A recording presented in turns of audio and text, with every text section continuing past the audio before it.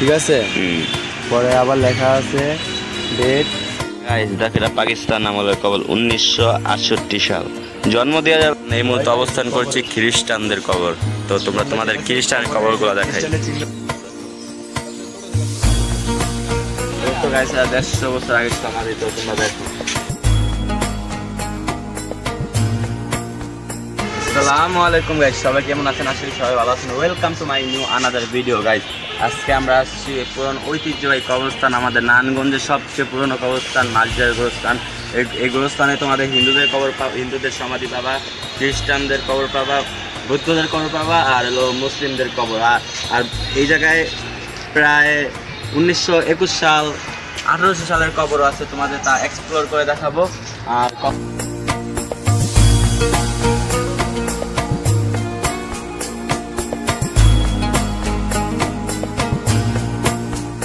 নারায়ণগঞ্জের মাঝডাইর এলাকায় এই কবরস্থান ও শ্মশান, খ্রিস্টানদের কবর একসাথে অবস্থান করছে। আজ তোমাদের দেখাতে চলেছি ব্রিটিশ আমলের কবর ও সমাধির মূল ফটক। এখান দিয়ে সবাই যাওয়া আসা করে। দেখো কবরস্থান, মুসলিমদের কবরস্থান কত বড় দেখছো গাইস। গাইস দেখো এটা 1974 সালের কবর দেখছো। কবরস্থানের ভিতর ঢুকে পড়েছি। আর ওই আমরা মুসলিমদের কবরে বর্তমানে আসছি, আর মুসলিমদের কবর থেকে দেন আমরা খ্রিস্টানদের কবরে যাব, ওখান থেকে দেন হিন্দুদের। আর আমরা এখান থেকে পুরনো প্রায় ব্রিটিশ আমলের কবর তোমাদের দেখানোর চেষ্টা করব। তো আমাদের সাথে থাকো, সাথে পাকিস্তান আমলের কবর, ব্রিটিশ আমলের কবর, সব কবর তোমাদের দেখাবো। এরা 1977 সালের কবর। গাইস দেখো এটা পাকিস্তান আমলের কবর 1968 সাল। জন্ম 2022 সাল, মৃত্যু 1968 সালের। দেখো এখন কবরটার কি অবস্থা। মোট 10 একর জমির উপর জায়গাটি তৈরি করা কবরস্থান, শ্মশান ও খ্রিস্টানদের 3টি আলাদা ফলক রয়েছে এবং মসজিদ ও কবরস্থানের সামনে একটি প্রধান ফলক আছে।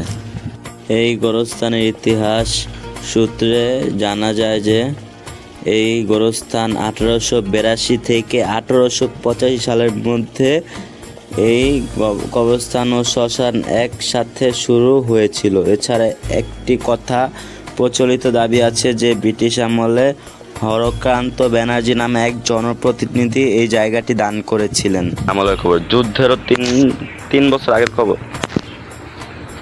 গাইস দেখো 1971 সালের কবর। 1971 সালে লোকটা মারা গিয়েছিল। আর সবচেয়ে বড় কথা হলো গিয়া লোকটা একজন যোদ্ধা ছিল। দেখো গাইস এই লোকটার জন্ম 1901 সালে, মৃত্যু 1983 সালে। ওই লোকটার বাড়ি ওয়েস্ট বেঙ্গল মুর্শিদাবাদ ছিল। ইনি একজন ইন্ডিয়ান ছিল। গাইস এই কবরস্থানটা দেখতে পাচ্ছেন, এটা হলো মূল আকর্ষণ। প্রায় 1890 সালে এই কবরটা। গাইস বাংলাদেশের ইতিহাসে 3টি ধর্মের কবর সমাধি একসাথে। আর গাইস এটা হলো ভাষা সৈনিক মরহুমা নাগিনা স্নোহা, আর এটা হলো বীর মুক্তিযোদ্ধা নাসিম ওসমান, আমাদের নারায়ণগঞ্জের 4 আসনের সংসদ সদস্য। এখন আমরা যাবো খ্রিস্টানদের কবরে। তো আমাদের সাথে থাকবো আর দেখো আমরা খ্রিস্টানের কবরে এক্সপ্লোর করার চেষ্টা করবো। দেখো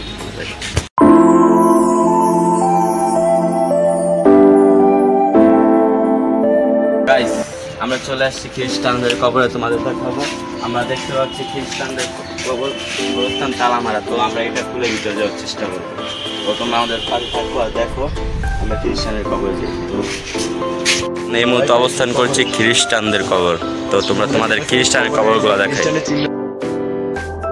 গাইস আমরা গোরস্থানের কর্তৃপক্ষকে জানালাম, কিন্তু তালাটা খুলে দিতে তারা দিল না। তারপর তারাই বলছে যে মুসলিমদের কবরস্থান হয়ে ঘুরে খ্রিস্টানদের কবরের ভিতরে যাওয়া যায়। তো আমরা ওখান দিয়ে ঘুরে আসছি। দেখো খ্রিস্টানদের কবরস্থান। খ্রিস্টানদের কবরস্থান বেশি বড় না, ছোটই। আর এটা দেখো এটা নারায়ণগঞ্জের চাষারা সাধু স্মৃতি পৌলের গির্জার একটা সমাধি কবরস্থান। এই তোমাদের দেখলাম আমাদের মুসলমানদের কবর আর খ্রিস্টানদের কবর, তোমাদের এক্সপ্লোরটা দেখলাম। এখন দেখাবো হিন্দুদের সমাধি। তো আমাদের পিছনে দেখো হিন্দুদের সমাধিটা অনেক সব বসে। এখন তো আমরা মুসলিম, তো আমরা গিয়ে দেখি আমরা ওখানে গিয়ে ভিডিও করতে পারি কিনা। অবশ্যই ভিডিও করে দেখাবো, তোমরা আমাদের পাশে থাকো। তো আসো।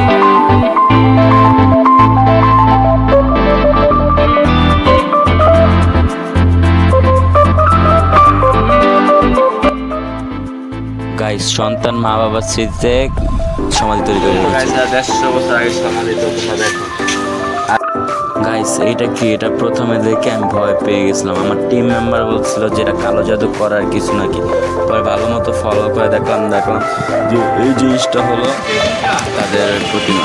এটা হলো একজনের সমাধি, তার মৃত্যু হলো 1993 সালে। দেখেন এটা কত আগে সমাধি, দেখেন গাইস এটা কত আগে সমাধি।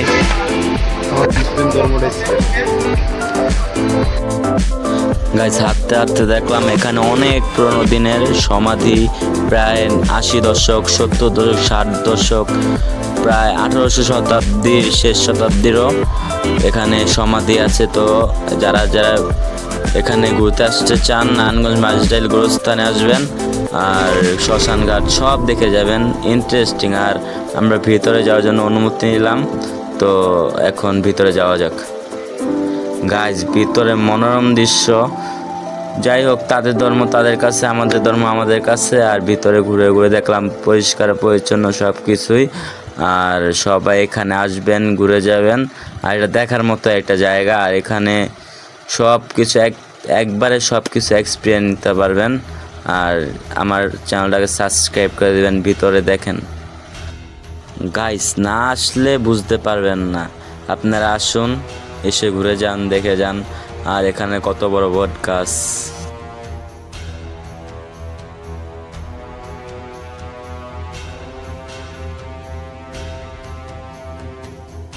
আমাদের নারায়ণগঞ্জের ভিতর সবচেয়ে বড় কবরস্থান, হিন্দু মুসলিম খ্রিস্টান বৌদ্ধ সবার কবরস্থান দেখেছি।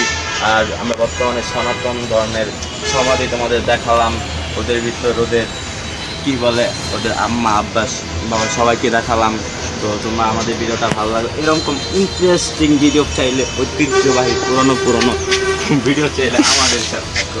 আর চ্যানেলটা লাইক করে দাও আর সাবস্ক্রাইব করে দাও। হ্যাঁ, লাইক করো আর না করো অবশ্যই সাবস্ক্রাইব করে দেবে আর শেয়ারটা করে দেবে।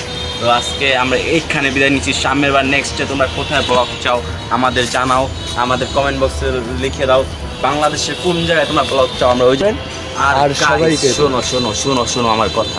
আর আমাদের বাংলাদেশে তোমরা কি ভৌতিক ভিডিও চাও না ইন্টারেস্টিং কোনো ভিডিও চাও আমাকে জানাও। তোমরা কি ভৌতিক ভিডিও চাও তাহলে আমাদের জানাও। আর যদি নারায়ণগঞ্জের ভিতরে যদি আমার কোনো অডিয়েন্স থেকে থাকে নারায়ণগঞ্জের ভৌতিক জায়গা কোথায় আমাদেরকে জানাও। আমাদের টিম মেম্বার নিয়ে ওখানে পৌঁছে যাওয়া, কোথায় কোথায় ভূত থাকে, তো প্যানা এক্সপার্টের মাধ্যমে সব টেনে বের করবো, আমাদেরকে জানাও। তো আজকে এখানে বিদায় নিচ্ছি। তো আল্লাহ হাফেজ, সবাই ভালো থাকবেন।